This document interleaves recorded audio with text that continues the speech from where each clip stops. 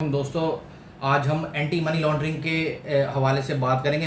दोस्तों, money laundering एक ऐसी क्रिमिनल एक्टिविटी है जिसमें एक शख्स क्रिमिनल एक्टिविटी के ज़रिए से, अनलॉफुल मींस के ज़रिए से, इलीगल मींस के ज़रिए से पैसे हासिल करता है, पैसे कमाता है, इलीगल वे से डर्टी मनी हासिल करता है और उसको शो करता है कि ये एक लेजिटिमेट सोर्स से ही पैसे उसने कमाए हैं। तो ऐसी एक्टिविटी को मनी लॉन्ड्रिंग कहा गया है। दोस्तों, मनी लॉन्ड्रिंग की इन्वेस्टिगेशन के हवाले से मुख्तलिफ एजेंसीज़ हैं, इन्वेस्टिगेटिव एजेंसीज़ हैं। इस तरह के FIA हुई, स्टेट बैंक ऑफ पाकिस्तान हुई, FBI हुई, ये मुख्तलिफ इन्वेस्टिगेटिंग एजेंसीज़ हैं। अब सवाल ये पैदा होता है कि क्या ये अपने ही बलबूते पे इन्वेस्टिगेशन इनिशिएट कर सकती हैं, कॉल अप नोटिस इशू कर सकती हैं? तो इसका जवाब है नहीं।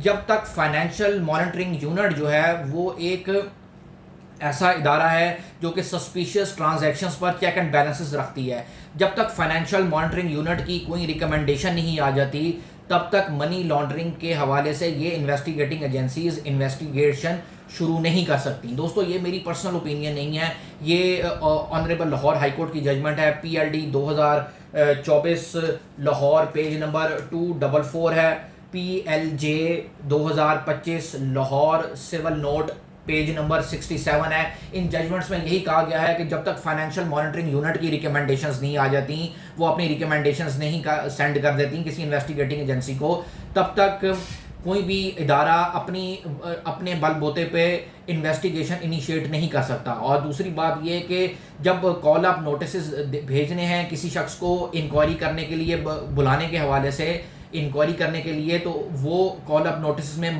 बाकायदा डिटेल्स होनी चाहिए मनी लॉन्ड्रिंग के हवाले से, उन प्रॉपर्टीज़ के हवाले से जो मनी लॉन्ड्रिंग के ज़रिए से हासिल की गई हैं। वो मनी लॉन्ड्रिंग की ऑफेंस की जो डिटेल्स हैं, जो क्रिमिनल एक्टिविटी की डिटेल्स हैं, वो उस कॉल अप नोटिस में मेंशन होनी चाहिए। दूसरी बात ये कि जो ये पैसा चूँकि क्रिमिनल एक्टिविटी के हवाले से, क्रिमिनल एक्टिविटी के ज़रिए से कमाया जाता है, डर्टी कैश जिसे कहते हैं, डर्टी कैश वसूल किया जाता है एक अनलॉफुल और क्रिमिनल एक्टिविटी के ज़रिए से, तो क्या पहले उस क्रिमिनल एक्टिविटी का प्रूफ होना ज़रूरी है जिसको प्रेडिकेट ऑफेंस कहा गया है? तो लाहौर हाई कोर्ट ने कहा कि ज़रूरी नहीं है कि पहले वो प्रेडिकेट ऑफेंस को प्रूफ किया जाए और फिर मनी लॉन्ड्रिंग को प्रूफ किया जाए। इन दोनों ऑफेंसेस की पैरेलल प्रोसीडिंग्स चल सकती हैं या एक ही अदालत में भी प्रोसीडिंग्स चल सकती हैं, लेकिन ज़रूरी नहीं है कि पहले प्रेडिकेट ऑफेंस को प्रूफ किया जाए और फिर मनी लॉन्ड्रिंग को प्रूफ किया जाए। तो ये जजमेंट्स पढ़ने से ताल्लुक़ रखती हैं।